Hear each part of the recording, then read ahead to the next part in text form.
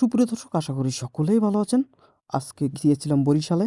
খুব ভোরবেলায় আমরা বের হলাম দৌলতপুর থেকে। যেহেতু দৌলতপুর আমার বাসা রয়েছে, এটার জন্য রাতেই ছিলাম দৌলতপুরে। প্লাস একজন চাষি আসছিল, তার সাথেও কথা বললাম মাছ চাষের বিষয়। আপনারা যারা মাছ চাষ করবেন, খুলনার ভিতরে আছেন, মাছ চাষের পরামর্শ পেতে চান, তারা অবশ্যই আমার সাথে যোগাযোগ করতে পারেন।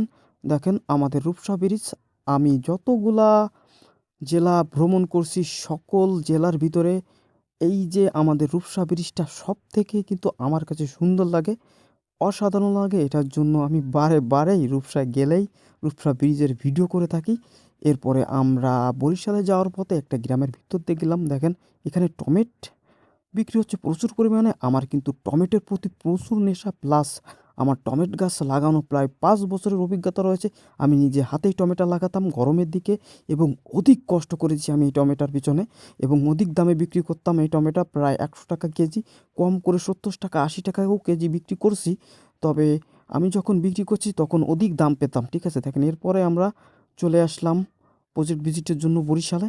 দেখেন এই প্রজেক্টটা কিন্তু সুন্দর প্রজেক্ট, ঠিক আছে। এর আগে একটা প্রজেক্ট ভিজিট করছি, ওইটা তখন ভালো নয়, এটার জন্য আর কি ভিডিও করা হয়নি।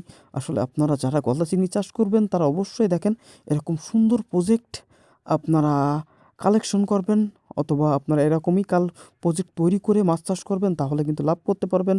আপনার প্রজেক্ট সুন্দর না হলে কিন্তু কখনোই মাছ চাষে লাভ করতে পারবেন না। দেখেন এই একটা প্রজেক্ট দেখেন, এটাও কিন্তু ভালো, মোটামুটি ভালো, কিন্তু এটা ছোট প্রজেক্ট। এই প্রজেক্টে লাভ করা কিন্তু খুবই কষ্ট, কারণ আপনি ছোট প্রজেক্টে বেশি কখনো খাদ্য দিতে পারবেন না। মাছকে যত খাদ্য দেবেন মাছ ততই বড় হবে। এরকম ছোট প্রজেক্টে কিন্তু বাণিজ্যিকভাবে চাষ করলে তেমন লাভ করা যায় না, ঠিক আছে। এটার জন্য আপনারা বাণিজ্যিকভাবে চাষ করলে অবশ্যই দেখেন এই যে যেমন বড় একটা প্রজেক্ট, এই প্রজেক্টের মতো প্রজেক্ট আপনারা যদি সিলেকশন করতে পারেন তাহলে অবশ্যই লাভ করতে পারবেন। এই যে ভাইকে দেখছেন, এই ভাইয়ের সাথে আমার আগে থেকে পরিচিত। এই ভাইয়ের মাধ্যমে আবার এই যে ভাই, ওনার এই প্রজেক্টে চাষ হবে, ঠিক আছে, আমার পরামর্শে। পুকুর তৈরি থেকে মাছ বিক্রি করা আগ পর্যন্ত সকল পরামর্শ আমার কাছ থেকেই পাবে।